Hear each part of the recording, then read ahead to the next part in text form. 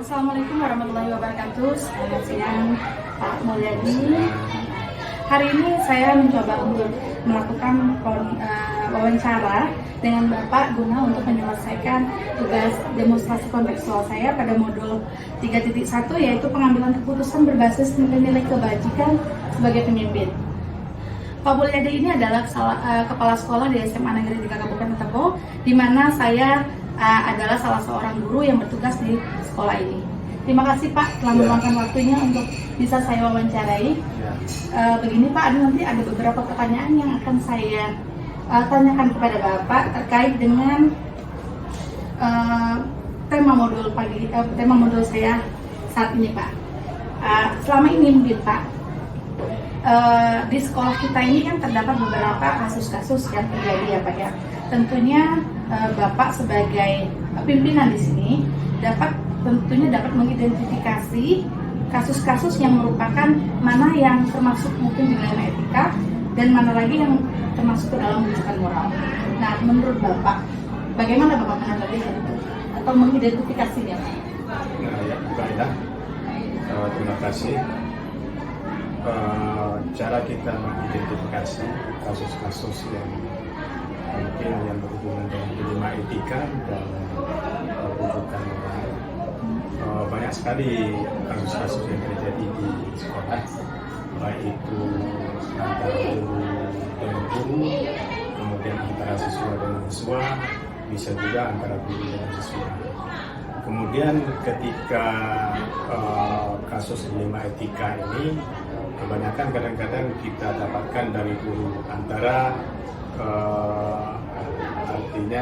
artinya ketika kepala sekolah mengambil keputusan antara pendapat guru C A dan pendapat guru C B, pada dasarnya kedua guru ini punya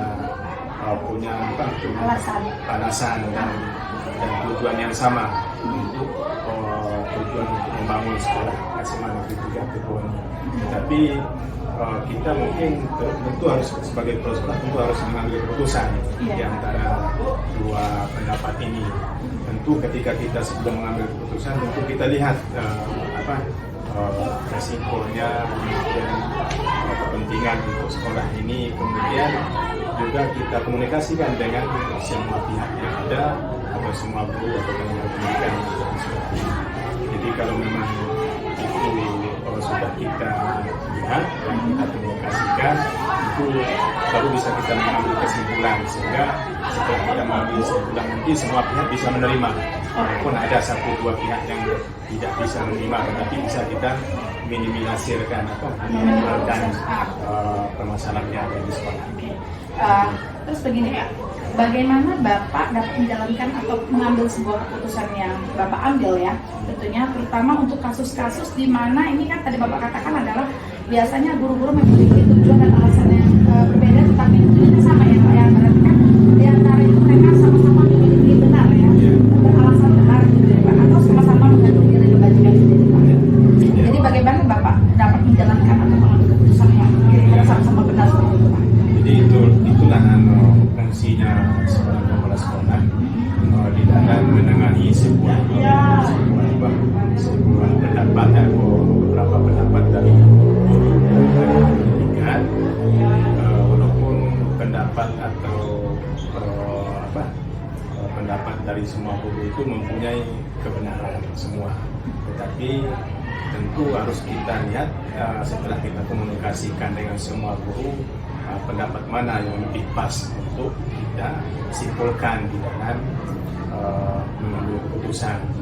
Setelah kita lihat ini yang bisa kita putuskan, baru semuanya bisa. Setelah itu kan tentunya Bapak ketika Bapak mengambil sebuah keputusan, Bapak pasti punya langkah-langkah ya Pak ya. Langkah-langkah atau prosedur seperti apa sih yang biasanya Bapak lakukan selama ini dalam mengambil sebuah keputusan? Ya, ketika kita mengambil keputusan, yang pertama pihak-pihak yang misalkan wakil kepala sekolah itu harus kita libatkan, kita komunikasikan. Kemudian misalkan di sekolah ini juga ada guru-guru kalau memang berhubungan dengan permasalahan anak, guru BP juga kita libatkan. Kemudian juga kalau hal-hal yang berhubungan dengan guru ada permasalahan guru juga kita bisa komunikasikan ke atasan kita. Jadi itu artinya sebelum kita mengambil keputusan ketika ada kasus-kasus yang berhubungan dengan dilema etika. Oke, lanjut Pak. Lalu adakah hal-hal yang selama ini Bapak anggap efektif dalam mengambil keputusan pada kasus-kasus dilema tertentu? Ya, efektif tidaknya keputusan yang kita ambil itu tentu harus kita lihat efeknya terhadap lembaga atau organisasi yang kita pimpin. Tapi kalau memang keputusan itu memang sudah kita ambil dan kita tahu bahwa ini keputusan yang kita ambil dan tidak akan dan bisa diterima oleh semua pihak, baru bisa kita putuskan. Oke, dari beberapa keputusan yang telah Bapak ambil, tentunya Bapak memiliki tantangan tersendiri ya Pak ya. Nah, kira-kira nih tantangan dalam Bapak selama ini mengambil keputusan apa itu Pak? Dalam kasus-kasus dilema etika tersebut? Ya, yang pertama ketika kita mengambil keputusan yang kita lihatkan individu. Artinya rasa kasihan, artinya perasaan kita di dalam mengambil keputusan. Tapi semuanya itu kan harus kita putuskan untuk kelangsungan daripada sekolah ini. Jadi artinya hambatan atau tantangan yang kadang-kadang yang banyak kita hadapi, yang pertama dari diri kita itu sendiri, perasaan kita itu sendiri, kemudian juga dari masyarakat dan lembaga yang ada di unsur-unsur yang ada di sekolah. Tentunya jika tantangan-tantangan seperti itu timbul ya Pak, berarti kan ada pro dan kontra dari keputusan yang telah kita buat tentunya ya Pak ya. Nah, kira-kira di dalam penyelesaian Bapak untuk membuat sebuah keputusan, biasanya Bapak melakukan sebuah tata kelola atau jadwal tertentu, atau biasanya membuat keputusan itu pada saat hari itu terjadi kasus, atau membuat jadwal tertentu Pak? Dan bagaimana Bapak biasanya prosedur yang Bapak jalankan untuk melakukan itu?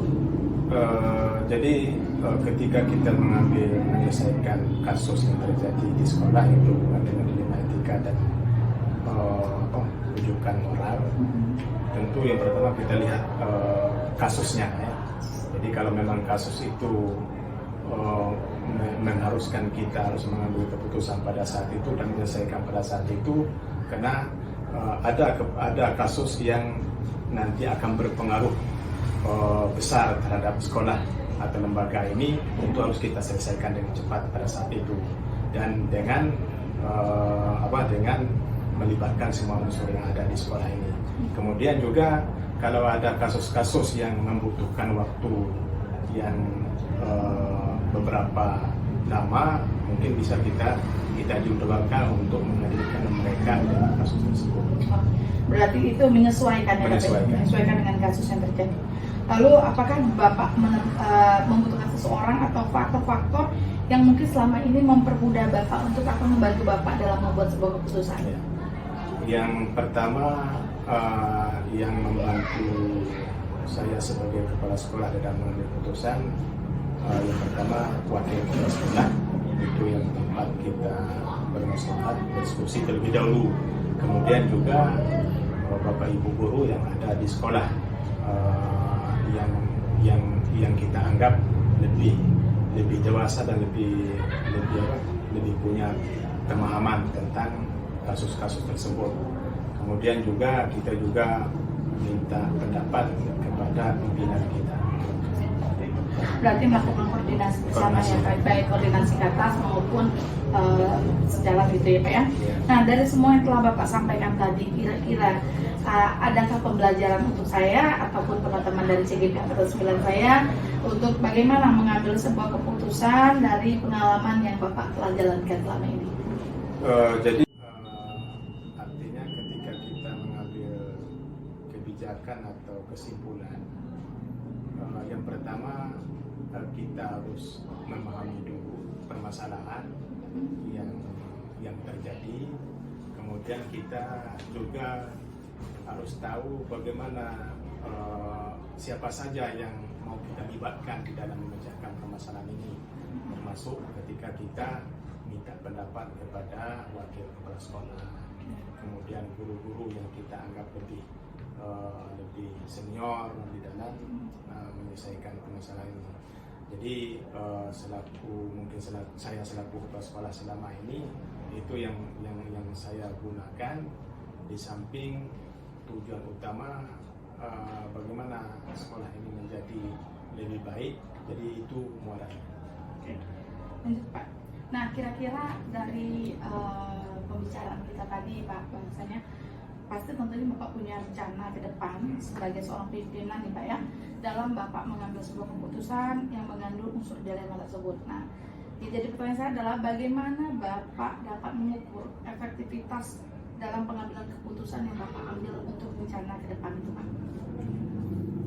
Jadi efektivitasnya sebuah kesimpulan yang kita ambil dari sebuah kebijakan tentu kita lihat dari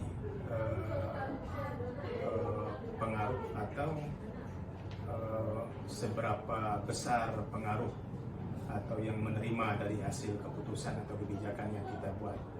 Karena apapun yang kita buat nanti itu akan yang jelas tidak berpengaruh buruk kepada sekolah. Berarti tentunya apapun keputusan yang kita buat tentunya harus memiliki tujuan ya Pak, yang memiliki efek atau memiliki seberapa besar pengaruh dari keputusan-keputusan yang kita buat. Ya. Seperti itu ada pembelajaran yang kami terima hari ini, yaitu bahwasanya apapun permasalahan yang terjadi tentunya kita saling berkoordinasi, lalu melibatkan siapa saja yang terlibat. Intinya adalah keterbukaan, dan yang ketiga adalah meminta saran kepada pihak-pihak terkait ataupun pihak internal maupun eksternal, gitu ya Pak ya. Terima kasih Pak hari ini telah mengizinkan saya wawancara dengan Bapak.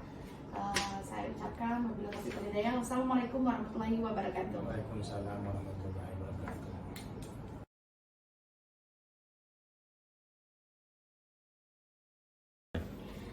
Assalamualaikum warahmatullahi wabarakatuh. Selamat siang, bertemu saya lagi Rizky Niko Wahyuni, CGP Angkatan 9 tahun 2024, di mana saya bertugas di SMA Negeri 3 Kabupaten Tebo. Hari ini saya mencoba untuk melakukan wawancara dengan salah satu kepala sekolah yang ada di SMA Negeri 13 Tebo, Bapak Mahmud Munawar SPD.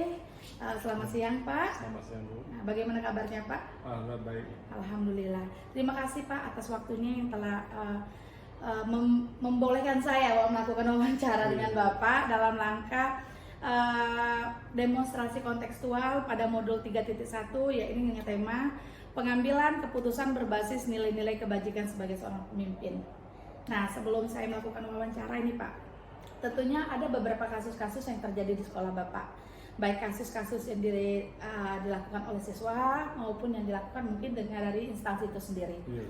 Dan selama ini kasus-kasus yang ada di sekolah Bapak, kira-kira bagaimana Bapak dapat mengidentifikasi kasus-kasus tersebut? Apakah kasus-kasus tersebut itu termasuk dilema etika ataukah itu termasuk ke dalam bujukan moral? Baiklah, terima kasih Bu. Sebelum mengikuti guru bergerak, tentunya saya begitu istilah dilema etika dengan bujukan moral ini kan belum familiar. Ya. Walaupun keputusan-keputusan itu atau kasus-kasus itu sudah berkaitan dengan dua hal itu. Jadi dilema etika kan merupakan situasi yang terjadi ketika seorang harus memilih antara dua pilihan, di mana kedua pilihan itu secara moral benar tapi bertentangan. Sedangkan bujukan moral merupakan situasi yang terjadi ketika seorang harus membuat keputusan antara benar dan salah. Namun ketika menghadapi masalah yang bermacam-macam di sekolah, saya selalu berusaha untuk memahami dulu akar permasalahannya supaya tidak salah dalam membuat keputusan. Saya harus bisa mengidentifikasi apakah ini masalah bisa diselesaikan secara musyawarah, secara kekeluargaan, atau harus melibatkan ranah hukum. Kemudian terkait dengan dilema etika tadi, ada 4 model yang biasa kita buat untuk mengatasi masalah dilema etika ini. Ini ada seperti individu lawan kelompok, ada rasa keadilan lawan rasa kasihan, 3 ada kebenaran lawan kesetiaan, dan keempat ada jangka pendek dan lawan jangka panjang. Begitu ya Pak ya. Berarti kebanyakan kasus-kasus yang Bapak alami di sekolah Bapak kebanyakan termasuk ke dalam dilema etika itu sendiri ya. Nah, lalu bagaimana Bapak biasanya menjalankan pengambilan keputusan di sekolah Bapak, terutama untuk kasus-kasus yang Bapak katakan tadi adalah benar atau sama-sama benar ya, benar lawan benar ya Pak ya, atau sama-sama benar tadi dan sama-sama mengandung nilai kebajikan. Iya, baiklah. Jika kepentingan itu benar sama benar, maka saya akan melihat apakah nilai kebenaran itu untuk pribadi saja atau personal individu atau untuk orang banyak. Misalnya di sekolah, apakah untuk kepentingan individu atau semua warga sekolah. Kemudian memiliki dampak bagaimana baik jangka panjang ataupun jangka pendek untuk masa depan sekolah. Berarti kepentingan benar sama benar atau mengandung nilai kebajikan, Bapak melihatnya dari 4 paradigma dilema etika tadi ya Pak, ya antara 4 itu ya Pak ya. Lalu kira-kira setelah Bapak mengalami kasus tersebut dan Bapak mengetahui bahwa itu dilema etika, nah kira-kira ini Pak, langkah-langkah apa atau prosedur seperti apa yang biasanya Bapak lakukan selama ini? Baiklah. Bahwasanya sebelum mengambil keputusan saya akan berkonfirmasi dulu kepada yang terlibat dalam sebuah permasalahan. Pertama itu ya konfirmasi.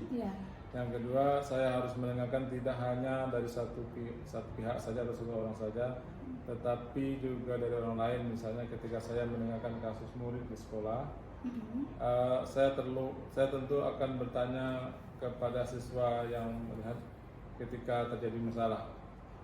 Bertanya kepada guru yang bersangkutan supaya saya mendengar kejelasan permasalahan baru saya membuat keputusan.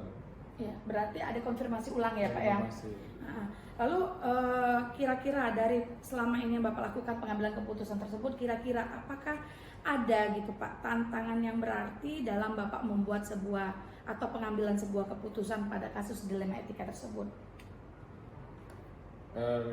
Semua keputusan yang menyangkut banyak pihak pasti tidak akan membuat semua merasa puas, pasti ada yang merasa kurang gitu kan. Namun kita tidak bisa membuat semua orang senang gitu kan dengan suatu keputusan. Pasti ada yang suka dan tidak suka. Tapi kita jangan sampai kalah. Selama keputusan yang kita buat sudah mementingkan banyak pihak, benar dan dapat dipertanggungjawabkan. Jadi tantangannya justru ada pihak-pihak yang tidak suka, tapi namanya manusia pasti ada juga yang tidak suka, Bu. Jadi itu biasa dalam kita ngambil sebuah keputusan ya Pak ya. Nah, kira-kira ketika Bapak mengambil keputusan tadi, tentunya ada kasus-kasus yang mana harus diprioritaskan dan mana yang mungkin belum untuk diprioritaskan. Nah, kira-kira menurut Bapak, apakah biasanya Bapak ketika menyelesaikan sebuah permasalahan atau kasus, Bapak memiliki sebuah tata kelola atau jadwal penyelesaian kasus dilema etika itu? Apakah Bapak itu langsung menyelesaikannya pada waktu yang sama, ataukah Bapak butuh waktu atau jadwal tertentu untuk menyelesaikannya, dan bagaimana bentuk atau serta prosedur yang Bapak jalankan? Oke. Kalau untuk jadwal atau tata kelola itu tidak ada jadwal khusus untuk penyelesaian suatu masalah atau kasus. Kalau masalahnya kecil dan harus diselesaikan saat itu juga diputuskan atau itu selesaikan, tergantung kapan masalah itu muncul ya. Maka dibuatlah keputusan pada saat itu juga. Kalau masalahnya berat melibatkan banyak pihak, tentu tidak bisa diselesaikan hari itu juga, tetapi bisa besoknya atau hari berikutnya. Yang penting tidak membuat masalah yang berlarut. Itu intinya Pak, tidak membuat masalah secara berlarut-larut. Jadi kalau misalnya fleksibel saja, misalnya waktunya harus singkat selesaikan secara secepatnya ya Pak ya.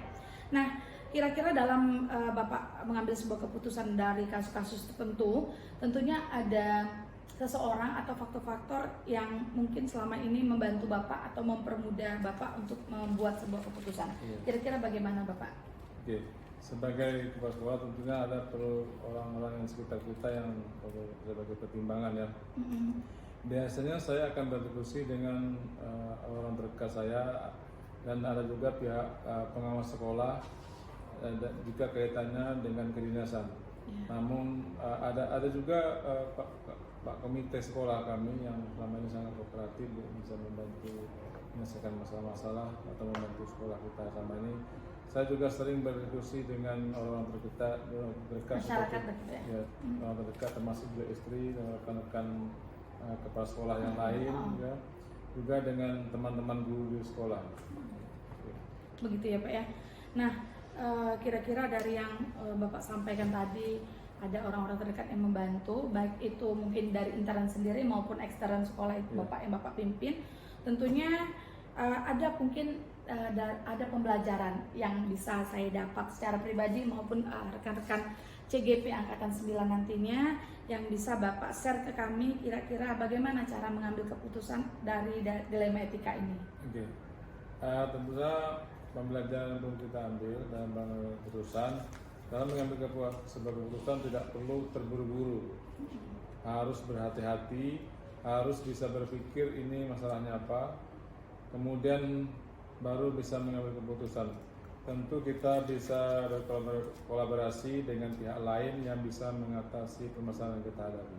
Oke. Berarti intinya adalah tetap tidak terburu-buru, kehati-hatian dalam mengambil sebuah keputusan, serta mampu berkolaborasi dengan pihak terkait dalam pengambilan sebuah keputusan. Nah, dari rencana-rencana atau aksi Bapak yang selama ini Bapak lakukan, kira-kira rencana apa ke depan yang bisa Bapak lakukan untuk sekolah Bapak dalam pengambilan sebuah keputusan yang mana di dalamnya mungkin mengandung unsur dilema etika juga Pak? Lalu bagaimana Bapak mengukur efektivitas pengambilan keputusan tersebut berhasil atau tidaknya? Oke, baiklah. Setelah mempelajari juga tentang dilema etika dengan juga moral, tentunya ke depannya saya akan membuat keputusan dengan lebih cermat. Langkah-langkah yang bisa saya lakukan yaitu yang pertama, identifikasi masalah, mana setiap permasalahan itu kita pelajari dulu, kita kenal dulu apa masalahnya dengan baik-baik, dengan hati-hati. Kemudian mengumpulkan informasi, seperti kita bisa mendengarkan informasi itu tidak hanya dari satu pihak saja, seperti permasalahan antara guru dengan siswa. Kedua-duanya kita panggil, kita dengarkan untuk kita cermat.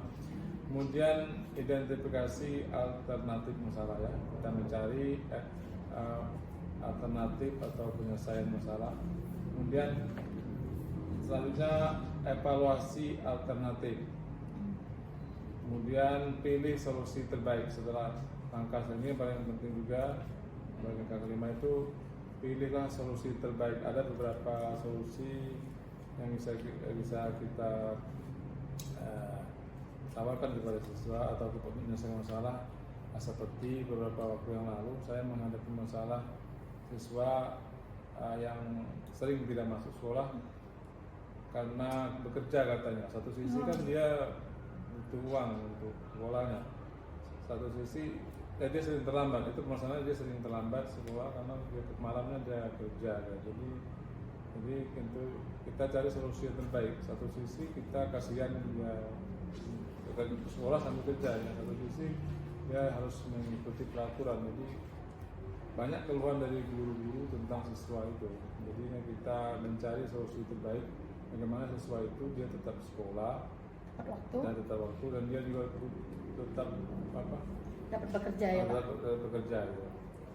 Kemudian ada selanjutnya implementasi keputusan. Setelah ada solusi terbaik, kita terapkan atau implementasikan keputusan tadi. Kemudian ada evaluasi efektivitas. Ini kaitan pertanyaan yang tadi juga ya. Dimana untuk mengukur indikator untuk mengukur efektivitasnya itu ada indikatornya seperti mengamati hasil dari keputusan yang diambil sejalan dengan tujuan yang ditetapkan. Dalam hal ini kita bisa juga menggunakan seminar langkah pengujian keputusan itu ya, seperti mengenali nilai-nilai yang sering bertentangan. Ada juga yang menentukan siapa yang terlibat dalam situasi ini. Yang ketiga, kumpulkan fakta-fakta yang relevan dengan situasi ini. Dan yang keempat, pengujian benar atau salah. ya, benar dan benar. ya uji panutan atau idola. Ya. Kemudian pengujian paradigma benar lawan benar. Yang keenamnya melakukan prinsip resolusi ya. Kemudian yang ketujuh investigasi opsi trilema. Yang kedelapannya buat keputusan. Yang sembilan lihat lagi keputusan dan refleksikan. Jadi itu langkah-langkah untuk mengukur aktivitas keputusan. Oke. Berarti di dalam pengambilan sebuah keputusan tentunya kita harus memiliki langkah-langkah ya Pak ya, supaya apa keputusan yang kita ambil menjadi bijaksana tentunya. Memang kita tidak bisa memuaskan semua orang seperti yang Bapak katakan tadi, tapi setidaknya solusi yang kita berikan atau keputusan yang kita berikan tidak merugikan semuanya, seperti itu Bapak. Oke, terima kasih Pak waktunya hari ini wawancaranya. Saya ucapkan terima kasih. Saya akhiri dengan wabillahi taufiq wal hidayah. Wassalamualaikum warahmatullahi wabarakatuh. Waalaikumsalam.